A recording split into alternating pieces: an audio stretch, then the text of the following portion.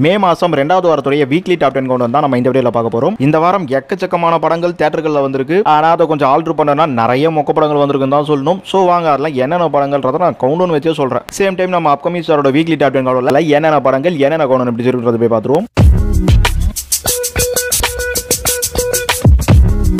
நம்ம கவுண்டர்ல 10வது வாரத்துல 7 படங்களை பார்க்க போறோம். இந்த 7ம் நாளைக்கு வர போற படங்கள் தான். இல்ல முதல்ல சின்சான் ஓவர் டைனோசர் ஸ்டோரி அப்படின்ற படத்தை பார்த்துருவோம். ஆக்சுவலி இது 10வது வாரம் எடுத்து தேவையில்ல, இது ஒரு ஸ்பெஷல் மென்ஷனாவே நான் கொடுத்துக்கிறேன். ஏன்னா இந்த படத்துக்கு கிட்டத்தட்ட ஒரு 10-11 தியேட்டர்கள் இப்பவே கொடுத்துருக்காங்க. எல்லாமே சிங்கிள் ஷோ தானாலும் சென்னையை பொறுத்த வரைக்கும் மால் நிறைய இந்த படத்தை ஃபோக்கஸ் பண்ணிருக்கு. இது முக்கியமான காரணம், இது ஒரு ஜாப்பனீஸ் படம். எனக்கு தெரிஞ்சு ஜாப்பனீஸ்ல வந்து போன வருஷமே ரிலீஸ் ஆயிருக்கும் போல இருக்கு. ஏன்னா படம் வந்து நிறைய சின்சான் டிவில பார்த்துட்டு இருப்போம். சோ இது வந்து ஒரு 1.25 ஹவர் தியேட்டர்கள் ஓட போகுது. யாராச்சும் குழந்தைங்க இப்ப சம்மர் லீவ் எல்லாம் நிறைய பேர் இருப்பீங்க, சின்சான் ரசிகர்களே நிறைய பேர் இருப்பாங்க. சோ அவங்க தியேட்டர்ல போய் ஜாலியா என்ஜாய் பண்ணணும்னு நினைச்சீங்கன்னா இந்த படத்தை பார்க்கலாம். அடுத்ததா யாமன் ஒரு படம் ரிலீஸ் ஆகுது. இந்த படம் ஒரு டிராமா த்ரில்லர் ஆர்ஆர் ரிலீஸ் ஆகுது. நேத்து ஈவினிங் வரைக்கும் கூட பெருசா ரிலீஸ் ஆகிற மாதிரி இல்ல. ஆனா திடீர்னு பாத்தீங்கன்னா இந்த படம் ரிலீஸுக்கு வந்திருக்கு. அது மட்டும் இல்லாம ஒரே ஒரு தியேட்டர் தான் இப்போதைக்கு கொடுத்துருக்காங்க. மேபி லேட்டா வந்தாலும் தியேட்டர்கள் எதுவும் முடிவாகலையானு தெரியல. மிஞ்சி போனா ஒரு 5 தியேட்டர் போக நினைக்கிறேன். இன்னொன்னு வந்து இந்த படத்துல சொல்லணும்னா சாதனா நடிச்சிருக்காங்க யூடியூப்ல இருக்கவங்க. அதை தவிர்த்து ஒரு பேய் படமா வருது. சோ மத்தபடி என்ன மாதிரி பெர்ஃபார்ம் பண்ணலாம் தெரியல. ட்ரைலர் பார்க்கும்போது சுமாரா தான் இருக்கு. அடுத்ததா இதே 10வது வாரத்துல யமன் கட்டளை அப்படின்ற படத்தை பார்த்துருவோம். இந்த படமும் நாளைக்கு தான் வருது. இதுக்கு ஒரு 2 இல்ல 4 தியேட்டர் தான் கொடுத்துருக்காங்க.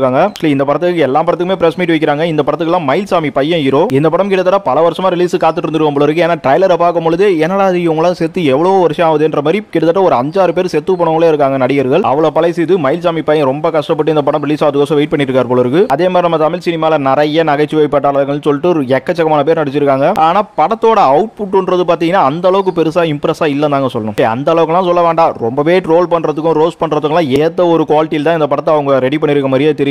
ஏன்னா நல்ல ஒரு டெக்னிக்கல் டீம் கிட்ட தான் நல்லா வந்துடலாம். அடுத்ததா 10வது வாரத்துல அம்பி அப்படின்ற படத்தை பார்த்துருவோம். இந்த அம்பி படத்துல நம்ம ரோபோ சங்கர் ஹீரோவா நடிச்சிருக்காரு. இந்த ட்ரைலர்ல நான் என்னத்த சொல்றது, இப்ப யமன் கட்டளை எப்படியோ யாமனும் சரி இந்த அம்பியும் சரி எதுவுமே ட்ரைலர் பார்க்கும் பொழுதே நம்மளுக்கு மனசை திடப்படுத்திட்டு பாக்குற மாதிரி ஆயிடுச்சு. ஒரு ப்ராப்பர் சினிமா பேசிக்ல இருந்து வந்த ஒரு சவுண்ட் மாதிரியோ மிக்ஸ் மாதிரியோ எல்லாம் எந்த ட்ரைலர் கிட்டமே தெரியல எனக்கு. இல்ல இந்த அம்பிலாம் நம்ம ரோபோ சங்கர் ஹீரோவா அறிமுகம் ஆகிறாராம். ஏன்னா அவங்க பல வருடங்களா இருந்துட்டு இருக்காங்க. நிறைய பேர் அவங்க சினிமால வந்து நடிக்கணும், ஹீரோவா பண்ணணும், இல்ல ஒரு படம் ரிலீஸ் ஆகணுன்றதுக்கோசம் உழைச்ச மாதிரி தான் இருக்கே தவிர ஒரு ஆடியன்ஸா வந்து என்ஜாய்மெண்ட் பண்ணணும், ஃபன் பண்ணணும்ன்ற மாதிரிலாம் எடுத்துருக்காங்களே தவிர அவங்களுக்கு நம்ம சாட்டிஸ்ஃபேக்ஷனா ஒரு படம் எடுத்துருக்கோமான்ற மாதிரி அந்த படங்களை பார்க்கும்போது தெரியல. இன்னொன்னு பல பேரை காண்டாக்குற மாதிரியும் ரோஸ்ட் எடுக்கிற மாதிரியும் அதெல்லாம் இந்த ரோபோ சங்கரோட அம்பில ரொம்ப கழிவு ஊத்துற மாதிரி தாங்க போயிட்டு இருக்கு. ட்ரைலர் பார்க்கும்போதே ஒப்பலம் தான் சொல்லணும். எனவே இந்த படத்துக்கும் பாத்தீங்கன்னா ஒரு 4-5 தியேட்டர் கிட்ட கொடுத்துருக்காங்க. இந்த படங்கள்லாம் ஏன் இந்த வர சொல்லிட்டு இருக்குன்னா எவ்வளவு சின்ன படங்கள்லாம் வந்துட்டு இருக்கும். அதுல இந்த வாரத்தை என்ன ஃபோக்கஸ் பண்ணி நிறைய சின்னன்றதை தாண்டி சின்ன படமா எடுத்து வச்ச படங்கள்லாம் ரிலீஸ் பண்ணிட்டு இருக்காங்க. ஸோ எல்லாத்தையும் சொல்லிட்டு போவோம். ஒரு வாட்டி சின்ன படங்களுக்கு சப்போர்ட் பண்ணுவோம். ஏன்னா நீ சப்போர்ட்டா பண்ற சட்டையர்லடா பண்றன்னு கேட்டீங்கன்னா அப்படிதாங்க படம் அமைஞ்சிட்டு இருக்கு. அடுத்ததா இதே 10வது வாரத்துல என் காதலி அப்படின்ற ஒரு படம் நாளைக்கு ரிலீஸ் ஆகுது. இது கிட்டத்தட்ட ஒரு 10 தியேட்டர் எடுத்திருக்கு. சிங்கிள் ஷோ தானாலும் இந்த படத்துக்கு இந்த வாட்டர் மிலன் திவாகர் இந்த பிரஸ் மீட்ல எல்லாம் மிஸ்கின்லாம் இழுத்து வச்சு பிரஸ்காரன் எல்லாம் சண்டை போட்டு அந்த மாதிரி ஏதோ ஒரு ப்ராப்ளம் தேடினாங்க.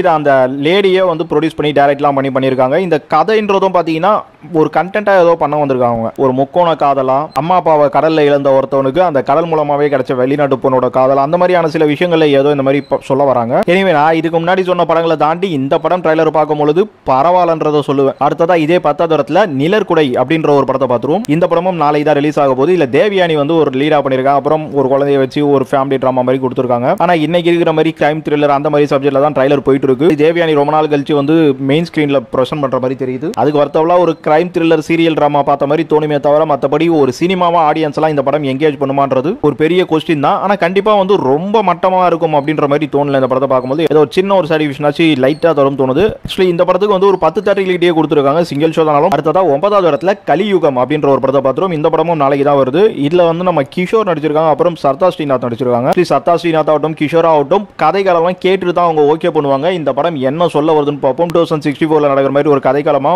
ஒரு மாதிரி எடுத்து வச்சிருக்காங்க. இது தெலுங்கு இந்த மாதிரிலாம் கூட ரிலீஸ் ஆகுதுன்னு நினைக்கிறேன். ஆனா தமிழ்நாடு பொறுத்த வரைக்கும் தியேட்டர்ன்றது ஒரு 10 தியேட்டர்கள் தான் போயிட்டு இருக்கு சிங்கிள் ஷோன்ற மாதிரி. இந்த படம் மற்ற படங்களை தாண்டி சினிமாட்டிக்கா ரொம்ப டெக்னிக்கலா நல்லா எடுத்திருக்காங்க. மற்றபடி ஸ்கிரீன் பிளே எப்படி இருக்கு, படம் உங்களை சாட்டிஸ்ஃபைட் பண்ணுமா அப்படின்றலாம். ரெண்டாவது கதைக்களமா கூட பாத்தீங்கன்னா ஏதோ ஒரு விஷயத்தை கொண்டு வராங்க. சோ அதனால நான் ட்ரைலர்ஸை பார்த்த வரைக்கும் மற்ற படங்களை தாண்டி இந்த படம் கொஞ்சம் பரவாயில்ல. சேம் டைம் தியேட்டர்கள் இந்த மாதிரி சின்ன விஷயத்துல இந்த படத்தை வந்து ஒரு படி மேல வச்சிருக்கேன். நம்ம கூட 8வது இடத்துல பார்க்க போற படம் கஜானா. கஜானா படமும் நாளைக்கு தான் ரிலீஸ் ஆகுது. இந்த படத்துக்கு ஒரு 5-6 தியேட்டர்கள் தான் கொடுத்துருக்காங்க. ஏன் இதை இவ்வளவு மேல வச்சிருக்கனா, எனக்கு இந்த மாதிரி ஃபேண்டசி மிஸ்ட்ரி படங்கள்லாம் பிடிக்கும். அதை தாண்டி வந்து இந்த படத்துக்கு ஒரு சிஜி ஒர்க் அது இதுன்னு சொல்லிட்டு நிறைய எஃபெக்ட் எடுத்துறாங்க. ராமநாராயண படம் நிறைய பண்ணிருக்காங்க. அதெல்லாம் நிறைய சில அப்பட்டமா தெரியுதாலும் அவங்களுக்கு இருக்கிற பட்ஜெட்ல இந்த அளவுக்கு பண்ணிருக்காங்களே. அப்புறம் இல்ல ஒரு சில நல்ல நடிகர் பட்டாளெல்லாம் நடிச்சிருக்காங்க. அதுலயே முக்கியமா சொல்லணும்னா வேதிகாலாம் வந்து ஒரு படம் பண்றாங்கன்னா யோகி பாபு, மொட்ட ராஜேந்திரன் ரொம்ப உப்மா கம்பெனிலாம் போய் படம் பண்ண மாட்டாங்க. ஆக்சுவலி படம் பார்க்கும்போது மைல்டா அப்படிதான் தெரியுதுனாலும் இது வந்து ஒரு ஃபேண்டசி கதை மாதிரி சொல்ல போனா பாம்பாட்ட மாதிரி ஏதாச்சும் பண்ணி வைப்பாங்களான்னு தெரியல.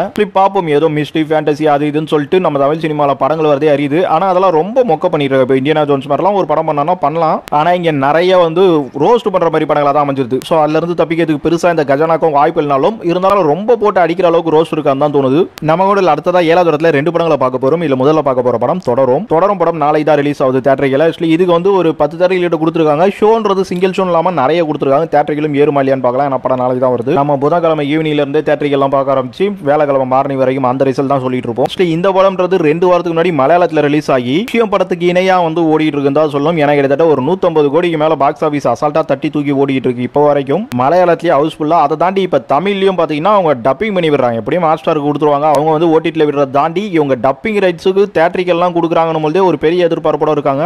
பார்ப்போம். போன வருஷம் வந்து மஞ்சுமல் பாய்ஸ், பிரேமலுலாம் வந்து நல்ல ஹிட் ஆச்சு. நான் இந்த வருஷமும் ஒரு சில மலையாள படங்கள்லாம் வந்திருந்தாலும் வந்துட்டு போயிட்டே இருக்குது. தமிழ்ல ஏதோ இன்னும் பர்ஃபார்மன்ஸ் பண்ணல. ஆனா அதுல இருந்து தொடரும் ஏதோ பண்ணோன்ட்டு அவங்க காத்துட்டு இருக்காங்க. நம்ம அடுத்ததா இதே 7வது இடத்துல பார்க்க போற படம் தண்டர் போல்ட்ஸ் நியூ அவெஞ்சர்ஸ். இந்த தண்டர் போல்ட்ஸ் படம் போன வாரமே ரிலீஸ் ஆயிடுச்சு. இந்த வாரம் கிட்டத்தட்ட ஒரு 2-3 தேட்டர்கள் தான் கொடுத்துருக்காங்க நம்ம தமிழை பொறுத்த வரைக்கும். மே 1 இந்த படம் ரிலீஸ் ஆயிட்டு உலக அளவுல பாத்தீங்கன்னா இது ஒரு அவெஞ்சர்ஸ் மார்வல் படம். இப்ப கேட்கவா வேணும், அவங்க போட்ட பட்ஜெட்டுக்கு எப்படியும் கல்லா கட்டிடுறாங்க. நான் சொல்ற தேட்டர்கள் தான். அதை தாண்டி உங்களுக்கு நிறைய ரைட்ஸ் இருக்கு. அதுல ஒரு சில படங்கள் அப்படி இப்படின்னு தோத்துரும். ஆனா அதுல இந்த தண்டர் போல்ட் தப்பிச்சுன்னு தான் சொல்லணும். சோ ரிவ்யூ ரேஞ்சிலே நல்ல ரிவ்யூ போயிட்டு இருக்கு. படம் அந்த ஒரு வாரத்திலேயே வந்து பேக்கப் எடுத்துருச்சு. ஆனா தமிழ் சீரிஸ்ல அந்த அளவுக்கு பெருசா கவனம் பெறல. அதனால போன வாரம் இருந்த தேட்டர்களை தாண்டி இன்னைக்கு இந்த 2வது வாரத்திலே ரொம்ப குறைச்சிருக்காங்க சொல்லணும். இருந்தாலும் இந்த ஒரு கவுண்டர் பண்ணிருக்கனா 2வது வாரத்திலும் தமிழ்ல பர்ஃபார்மன்ஸ் பண்ணுது. தூக்கம்னா தூக்கி போட்டு இருக்கலாம். அந்த ஒரு விஷயத்தை மைண்ட் பண்ணி படமும் வந்து மட்டமா போயிடல. இதெல்லாம் சேர்த்து தான் நம்ம இந்த ஒரு கவுண்டர் பண்ணிருக்கோம். நம்ம கூட 6வது இடத்துல பார்க்க போற படம் சச்சின் படம் ரிலீஸ் ஆகி 3 வாரம் முடிஞ்சு. இது 4வது வாரம். இந்த வாரத்துல 25வது நாள் போஸ்டர் வரும். நேத்து ஈவினிங்க்கு மேல தான் 2 தேட்டர்களே கொடுக்க ஆரம்பிச்சாங்க. அது வரைக்கும் வாஷ் அவுட் ரேஞ்சில் தான் இருந்தது வெள்ளிக்கிழமையில இருந்து. ஆனா இனி சச்சினுக்கு பிரச்சனை இல்ல. சச்சின் ரீ ரிலீஸ்லயும் பாத்தீங்கன்னா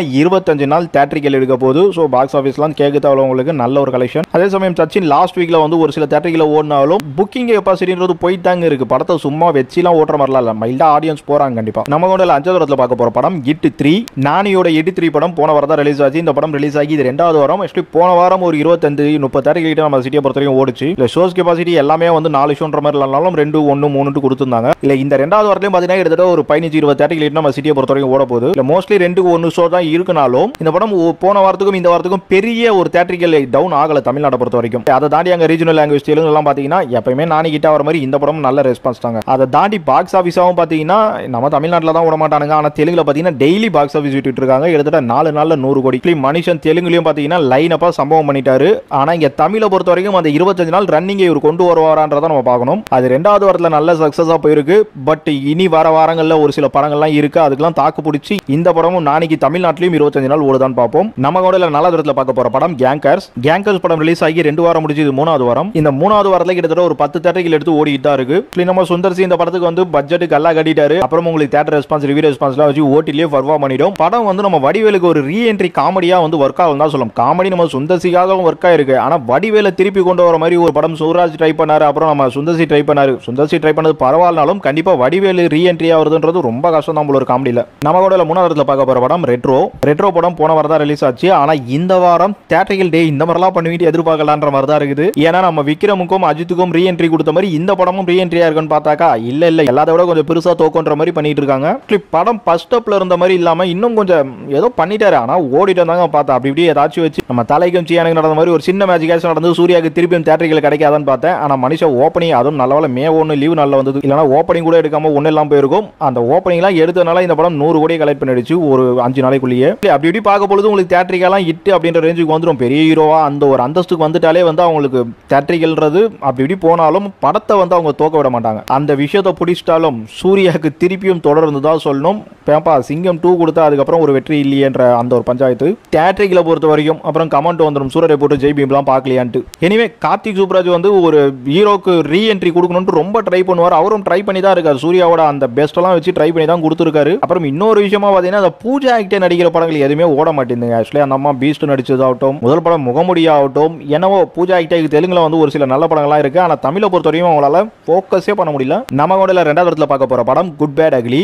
குட் பை டக்லி படம் ரிலீஸ் ஆகி 5 வாரம் முடிச்சு இது 6வது வாரம். இந்த 6வது வாரத்திலயும் 10 தியேட்டர்கள் கிட்ட நம்ம சிட்டியை பொறுத்த வரைக்கும் ஓடுது. இந்த 6வது வாரத்துல இந்த ஒரு தியேட்டர்கள் நல்ல தியேட்டர்கள் தான். இன்னொன்னு இந்த படத்துக்கு கொடுக்குற அந்த ஷோஸ் நிறைய ஃபில் ஆகிட்டு இருக்கு. ஆக்சுவலி இன்னும் கூட கொஞ்சம் ஷோ கொடுத்தா வந்து ஆடியன்ஸ் வரதான் செய்வாங்க. ஆனா நம்ம ஷோஸ் ரேட்டிங்க வந்து கொஞ்சம் கம்மியாவே போயிட்டு இருக்கு. ஏன்னா இப்போதைக்கு தியேட்டர்கள் வந்து மற்ற படங்களை தாண்டி குட் பை டக்லிக்கான அந்த வர்த்து இருக்க தான் செய்யுது. நான் பாக்ஸ் ஆஃபீஸ்லேயே பேசியிருப்பேன், குட் பை டக்லிக்கு வந்து உங்களுக்கு ட்ரேடிங் வட்டாரத்தை விட அதிகமான ஒரு நம்பர் ப்ரொடக்ஷன்ல தரமாட்டாங்க. ஆனா உங்களுக்கு ரெட்ரோக்கு ட்ரேடிங் வட்டாரத்தோட ப்ரொடக்ஷன்ல அதிகமான நம்பர் வந்திருக்கு. ஸோ நம்ம தலையோட குட் பை டக்லி ஒரு நேர்மையான வெற்றி தாங்க சொல்லி ஆகணும். நம்ம முதல் இடத்துல பார்க்க போற படம் டூரிஸ்ட் ஃபேமிலி. டூரிஸ்ட் ஃபேமிலி படம் போன வாரம் தான் ரிலீஸ் ஆச்சு. இந்த படம் ரிலீஸ் ஆகும்போது ஒரு செகண்டரி தியேட்டர்கள் கூட ரிலீஸ் ஆச்சு. ஆனா படம் வீக்கெண்ட்லயே பாத்தீங்கன்னா அட்வான்ஸ் புக்கிங்லேயே நல்லா பண்ணிச்சு. வீக்கெண்ட்லாம் நல்ல பெர்ஃபார்மன்ஸ் பண்ணி உங்களுக்கு மண்டேல இருந்து மெயின் தியேட்டர்களே எடுக்க ஆரம்பிச்சிட்டாங்க. இப்போ செகண்ட் வீக்ல எல்லாம் பாத்தீங்கன்னா மொத்த மெயின் தியேட்டர்களும் டூரிஸ்ட் ஃபேமிலி தான் ஓடுது. ரெட்ரோவை அப்படியே அடிச்சிருச்சு. அதாவது ஒரு மிகப்பெரிய டாப் ஹீரோட அந்த ஒரு தியேட்டர்களை அப்படியே அடிச்சு ஒரு சின்ன படம் பிடிச்சிருக்கு தான் சொல்லணும். சசிகுமாரோட கெரியர்லயே வந்து ஒரு 50 கோடி பாக்ஸ் ஆஃபீஸ் கொடுக்க போற படமா இந்த படம் அமைய போது. இது வரைக்கும் அவரோட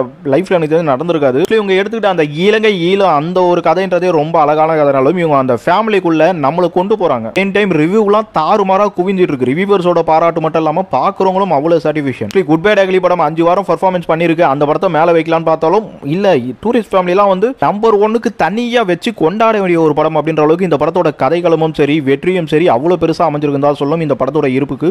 சசிகுமாரோட அயோத்தி படம் வந்து மார்ச்ல ரிலீஸ் ஆகி அந்த படம் 50 நாளைக்கு அவங்க போஸ்டர்லாம் அப்படி இப்படி பார்த்தாலும் படத்தோட பாக்ஸ் ஆஃபீஸ்லாம் அவ்வளவு பெருசா வரல. அதே சமயம் ஃபில்லிங் கெபாசிட்டியும் தியேட்டர்கள் இல்லை. அவ்வளோ பேர் அந்த படத்தை ப்ரொமோட் பண்ணியும் ஆனா அது எல்லாத்துக்குமே சேர்த்து டபுள் மடங்கா ட்ரிபிள் மடங்கா இந்த டூரிஸ்ட் ஃபேமிலி கிடைச்சிருக்கு.